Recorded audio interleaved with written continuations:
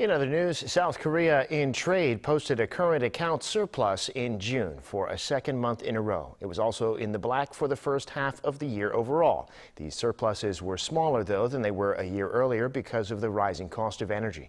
Eum Ji-young has the details. South Korea logged a current account surplus in June for the second straight month. Preliminary data released by the Bank of Korea on Friday showed that the balance of trade in June came to a surplus of $5.61 billion.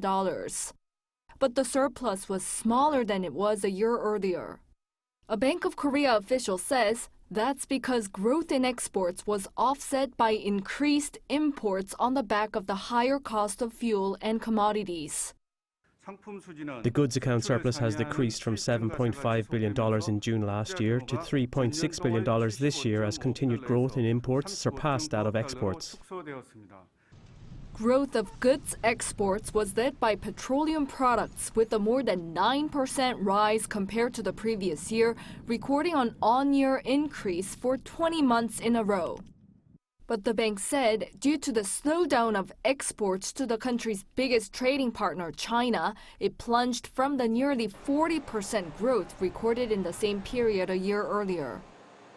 The Bank of Korea also attributed the on-year decrease of the current account surplus to the 19% rise in imports of goods. Amid the global supply chain bottleneck and the war in Ukraine, commodities imports rose nearly 29%, with coal skyrocketing almost 190% and crude oil up more than 53%.